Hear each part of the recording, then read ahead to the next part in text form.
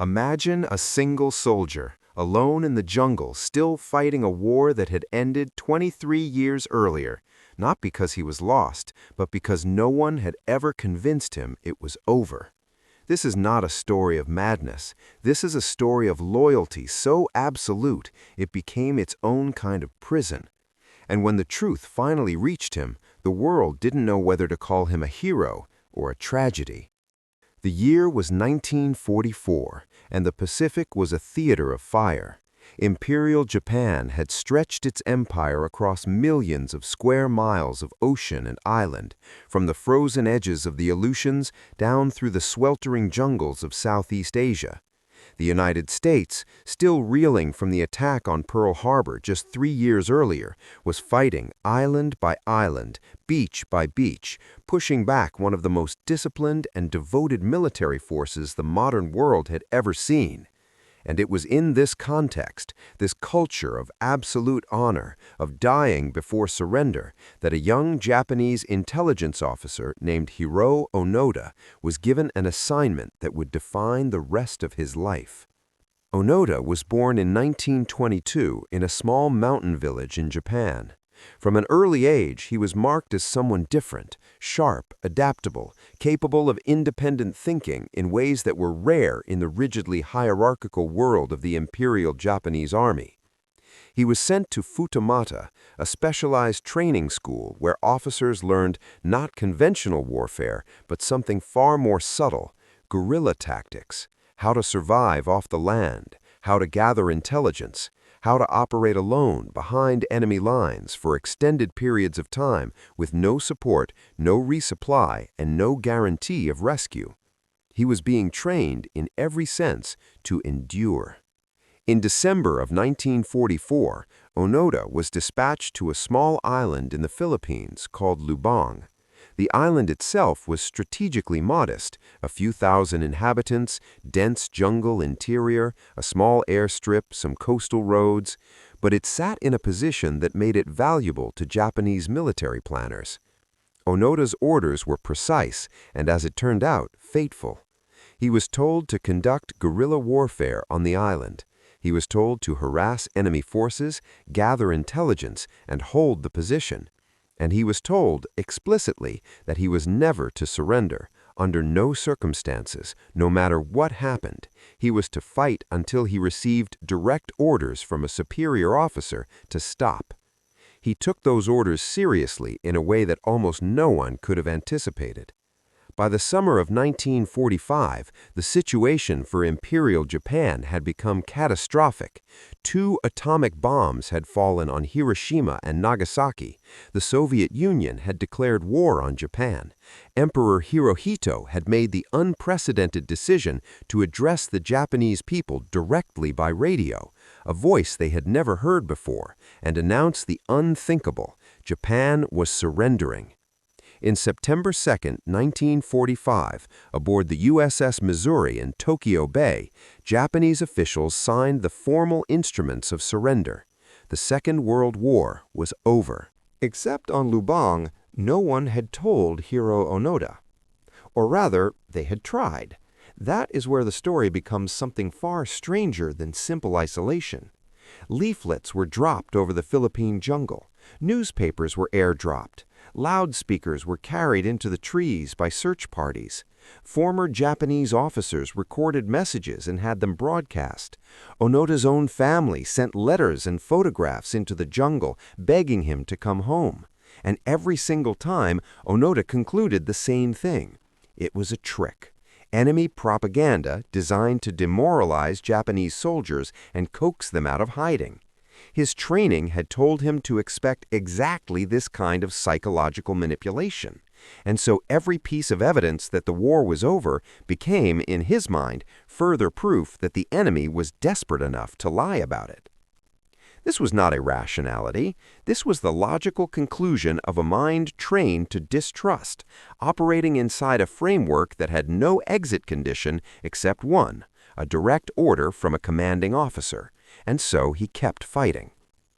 Through the late 1940s and into the 1950s, Onoda was not alone. He had 3 companions, fellow soldiers who had either been stationed on Lubang or who had joined him after becoming separated from their units during the chaos of the war's end.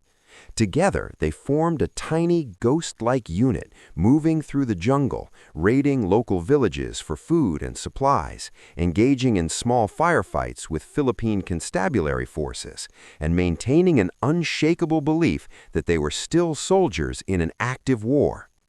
The Philippine government declared them criminals. Residents of Lubang lived in genuine fear of them. And yet, from Onoda's perspective, the firefights were simply combat, the raids were military necessity, and the wanted posters bearing his face were enemy disinformation. One by one, his companions left the fight. One surrendered in 1950. Another was shot and killed by a search party in 1954. The last, a man named Kozuka, was killed in a firefight with Philippine police in 1972. That date matters enormously. 1972. 27 years after the war's end, men were still dying because of it on the island of Lubang. When Kozuka was killed, Japanese officials confirmed his identity, and the news sent a shock through both Japan and the international community. If Kozuka had still been out there, then almost certainly Onoda was too.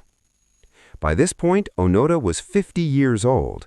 He had spent the majority of his adult life in the jungle. He had slept under leaves and in makeshift shelters through decades of monsoons. He had patched his own uniform until it bore almost no resemblance to the original. He had maintained his rifle, kept it functional, cleaned it obsessively, because the rifle was his identity, his purpose, and his connection to a world he still believed he inhabited. He was not surviving despite the hardship, he was thriving within it, in the grim, relentless way that only absolute conviction can produce. Now here is where the story takes a turn that feels almost too strange to be real, but is entirely verifiably true. In 1974, a young Japanese man named Norio Suzuki decided he wanted to go find Hiroo Onoda. Suzuki was 22 years old, an adventurer and something of a wanderer, and he had reportedly told friends he was traveling the world in search of 3 things: a panda, the abominable snowman, and Lieutenant Onoda. It was the kind of thing a young man with more courage than caution might say. What nobody expected was that it would actually work. Suzuki traveled to Lubang alone, hiked into the jungle, and, with a combination of patience, local knowledge, and what can only be described as extraordinary luck, he found Onoda. The 2 men spoke for hours. Onoda did not shoot him, he listened, and Suzuki, who had no military authority whatsoever, explained everything: the war's end, the decades that had passed, the world that had moved on. Onoda listened. He did not disbelieve Suzuki entirely, but he made something clear. He was a soldier. He had orders. He could not stop fighting based on the word of a civilian. He would only stand down if ordered to do so by his commanding officer. Suzuki returned to Japan and reported what he had found. The Japanese government, which had long suspected Onoda was still out there, now faced a genuine and deeply human problem.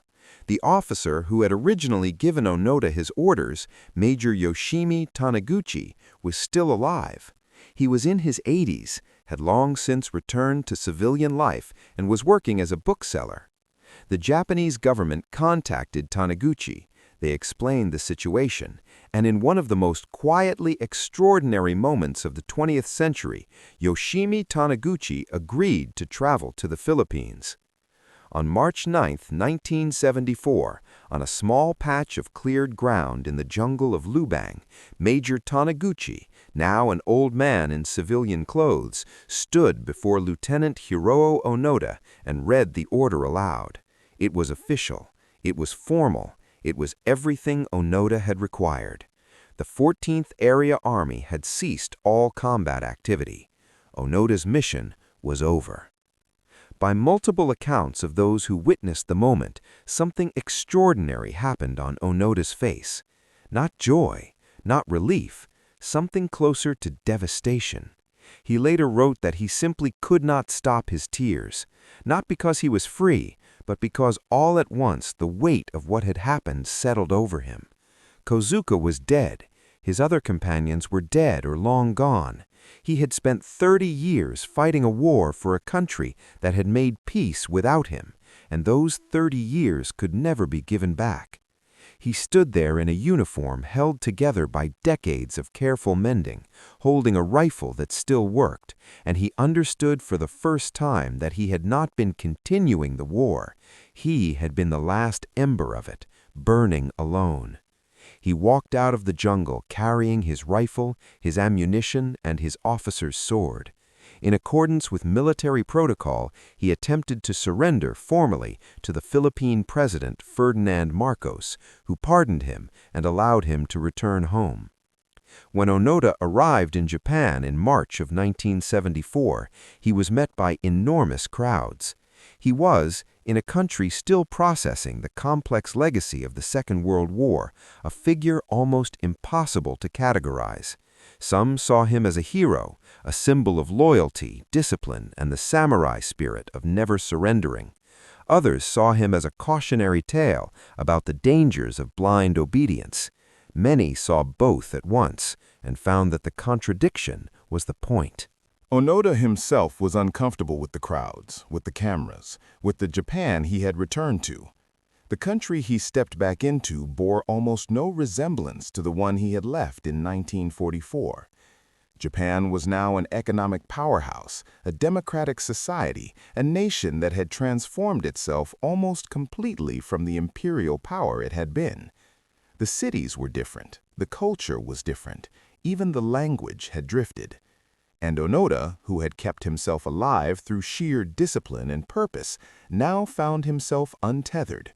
He had no war to fight, no mission to complete, nothing to orient himself by. He moved to Brazil, where many Japanese expatriates had settled, and built a life there as a cattle rancher. He married. He found a kind of peace in the physical demands of the land. Eventually, he returned to Japan, where he established a school for young people in the wilderness, a school designed to teach survival skills and, perhaps more importantly, the value of self-reliance, resilience, and clear thinking. He lived until 2014, dying at the age of 91, and until his final years, he remained a figure who inspired fierce and genuine disagreement. What is Hiro Onoda's story, really? It depends on who is asking. To a military historian, it is a case study in the profound and sometimes catastrophic power of institutional loyalty, the way an organization can instill values so deeply that they survive the organization itself. The Imperial Japanese Army was gone. Japan's emperor had surrendered. The entire ideological framework that had produced Hiro Onoda had been dismantled, tried at war crimes tribunals, and rebuilt from the ground up. And yet, in one corner of a Philippine jungle, that framework continued to operate perfectly, producing exactly the soldier it had been designed to produce. To a psychologist, the story raises questions about the nature of belief and evidence. Onoda was not stupid. He was, by all accounts, exceptionally intelligent, capable, and observant. And yet he dismissed decades of evidence because his interpretive framework, the framework his training had given him, could absorb that evidence and convert it into confirmation of what he already believed. This is not unique to Onoda. It is a feature of human cognition that most of us share, and his story simply renders it visible in an unusually stark way. To a philosopher, the story is about orders and conscience, and the question of when, if ever, an individual is justified in thinking for himself against the authority that commands him. Onoda followed orders. That was, in the moral universe he inhabited, the highest good. But the orders had been given in a context that no longer existed, for purposes that had long since ceased to matter, and following them cost lives, civilian lives on Lubang and the lives of his companions. At what point does loyalty become something else? And to anyone simply listening, the story is something rarer and harder to name. It is about the strange, terrible beauty of total commitment, the way a human being can devote everything they have to a cause, sustain that devotion across decades of hardship, and emerge from it not broken but intact, only to discover that the cause itself had dissolved long ago. Onoda didn't lose, he was never defeated, but the world he was fighting for had already made its peace and left him behind in a jungle that no longer had any idea what to do with a man like him. There is an image that stays with you after you learn this story. An old man in a rotting uniform, stepping out of the trees into the light of 1974, holding a rifle he had kept clean and loaded for 30 years. Behind him, decades of monsoons and raids and cold nights and lost friends. Ahead of him, a world that had changed so completely it might as well have been another planet. And on his face, not triumph, not madness, but something much harder to look at. The expression of a man who had done exactly what he was supposed to do and was only now beginning to understand what that had cost.